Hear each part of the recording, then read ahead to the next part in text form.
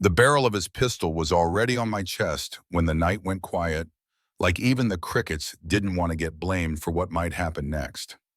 I was standing beside my blue F-150 at the Highway 47 rest area outside Magnolia, Georgia, warming my hands on a bad cup of coffee and thinking about my grandkids' spelling test in the morning. Then a cruiser fishtailed across two parking spots, door flew open, and this young officer with a square jaw and something to prove started yelling like I'd stolen the moon. Hands where I can see them, he barked bright light, dead center cutting the color out of everything. Pop the tailgate, now. I'm 73. I move like I've earned it, slow, steady, nothing sudden. I set the coffee down, kept my palms open. Evening, I said, because manners don't expire. Name's Elijah Brooks, headed south after a long day. He didn't hear a word of that name. You can tell when a man's got a script already running in his head, the kind where guys like me are always the villain. Stop talking. ID, my wallet's in my back pocket, I told him. Left hand moving slow. I did exactly what I said because I didn't plan on getting shot over another man's nerves. He snatched the license, barely glanced. The muzzle never left my ribs. Here's the part folks miss when they watch clips online, how big the air gets. Between the light, the gun, the kid officer breathing like a runner at the line, everything stretches out. Cars cool, vending machines hum, flags forget to wave. You feel your own heartbeat first in your fingers, then your jaw. And you think if I make it home, I'm hugging those grandbabies like it's my new religion. Open the tailgate, he said again tighter. What are you hauling late night old bags, lot of stories? Tools, I said. A jack, some blankets, and something I don't have the right to show you without the proper paperwork. His jaw ticked. That set him off more than if I'd argued. A second door clicked behind him, and a deputy baby-faced, clean haircut name tag reading Ortiz stepped out and held himself quiet. You could see the conflict in his shoulders. I almost felt bad for him standing there between training and conscience like a dog that hears two whistles. Trent the deputy tried soft enough, the knight had to lean in. We should call this in. Stay back, Jamie Officer Square, jaw snapped. I've got it. He didn't. But men like that think louder equals right. I lowered the tailgate slow motion and laid open the bed, the folded tarp, the roadside kit, the old canvas case I've had since my Coast Guard days.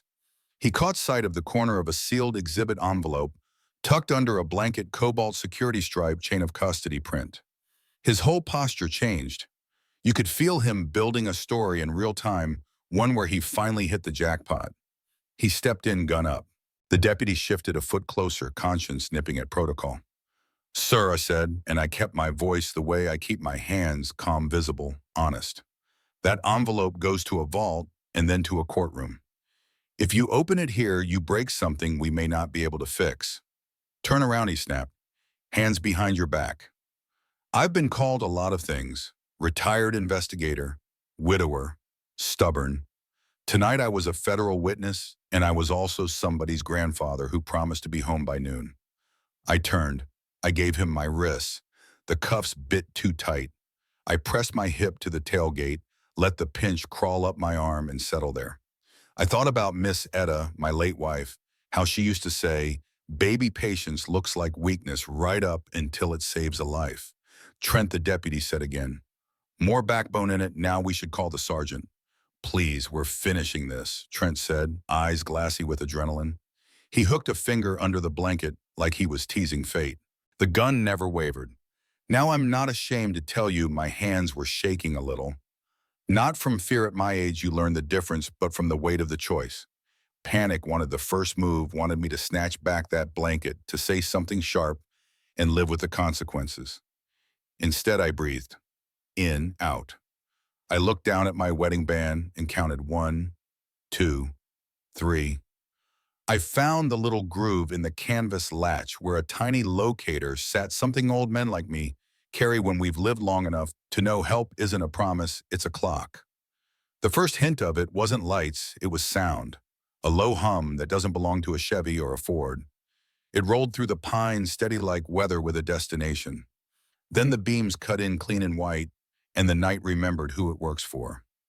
A black SUV eased to a stop, no plates, doors shut for a beat like a held breath. Trent's gun bobbed toward it. The deputy's radio button clicked and held like even the electronics were waiting to see how this played. The doors opened in an order that said they'd done this before driver, then rear, then passenger. Three jackets stepped out with big yellow letters you don't need to spell to recognize. The one in front didn't yell. She didn't posture. She just walked up with a face like a level table and said, "Special Agent Dana Whitaker. Mr. Brooks is under a federal protective order. Lower your weapon and step away." Trent tried to make volume do what paperwork couldn't. "You got jurisdiction here. This is a lawful stop. I can inspect. You can verify," she said, and the way she looked at him made the air return to normal size. "You chose your gun over your radio. That ends now. Keys." Deputy Ortiz didn't wait for permission. He stepped behind me, voice steady enough to stand on. "I've got him, Agent." The key turned. The cuffs gave up with a sigh of metal. "Sir, I'm sorry I didn't stop this sooner." I rolled my wrist once just to remind the joint it belonged to me and gave that kid the smallest nod a man can give without breaking down. Because we were all balancing on a thin line, and not everyone in that parking lot wanted to fall the same direction. Agent Whitaker angled herself between me and the misstep dressed as a man. She lifted a slim folder flipped to the order, and because good authority never wastes words, laid out the stakes, sealed exhibits for a grand jury chain of custody. Intact, my testimony scheduled our stop on Highway 47 noticed, the second my locator blinked. "This isn't a briefing room," Trent said, but the heat had leaked out of him. "People lie. I have a right to ask questions." "You were asking," she told him, "right up until you drew. There's a difference between curiosity and escalation. The badge doesn't erase it." Then she closed the folder, and that small sound had more weight than his pistol. "Officer Trent Barlow, you just pointed a firearm at a federal witness. You're being detained for obstruction and assault on a federal witness." Silence in a place like that isn't empty. It's full of everything you almost did. The second agent stepped in and put the cuffs on Trent with the same precise clicks he'd given me. Justice loves symmetry. He stared past us at the canvas case like he could rewind the tape with a look. He couldn't. The deputy moved to my side, not to crowd me, just to prove he'd picked a side that could sleep at night. Agent Whitaker turned, and for the first time since she arrived, I saw something softer in her face. "Mr. Brooks," she said, and there was a smile buried in the edges. "You still walk like you own the drill pad." "Winterfield 84, I said, and it tasted like red dirt and rain. "You couldn't stand me. I was 19. She laughed, "Just one note, and you made us redo the radios until we could operate them with our eyes closed." She nodded at the case. "That habit just saved a lot of people a lot of trouble." The second agent lifted the exhibits with gloved hands, scanned the seal, logged the time. Procedure isn't glamorous, but it's where truth gets its legs. The deputy started his report line by line like he was laying bricks after a storm. Trent stared at his reflection in the cruiser window, and whatever he saw made his shoulders look smaller. Dawn doesn't jump. It leaks in thin at the edges, then all at once. The mist lifted off the asphalt like breath on a cold glass. My ring caught a stripe of sunlight and threw it back across the bed of the truck, a tiny lighthouse saying, "You did the hard thing. You didn't give panic the first move." Agent Whitaker finished her notes and came back to me, voice back to business. "We'll escort you to the field office," she said. "Then you go home, you rest, and you hug those grandkids like you promised." "That's the only part of tonight that was always non-negotiable," I said. She almost smiled again, then put her professional face back on and addressed Trent calm as a clock, precise as a checklist. He tried one more sentence that started with, "You can't," and ended with nothing. The transport rolled in. The parking lot remembered it was just a place for tired people to stretch their legs. Before I climbed into the truck, Deputy Ortiz stepped over like a man bringing something heavy in his hands. "Sir," he said, not looking at his partner, not looking at the ground, just at me. "I'll testify to what happened, to what didn't. I should have stood firmer sooner." "Standing your ground is easier," I told him, "once you know which ground is yours." I put my hand on his shoulder, no sermon, no squeeze, just a human weight that says, "All right then, be that man tomorrow." We pulled onto the ramp. The sun lit the pines like someone finally turned the big switch back on. I let the engine hum and the miles smooth my breath.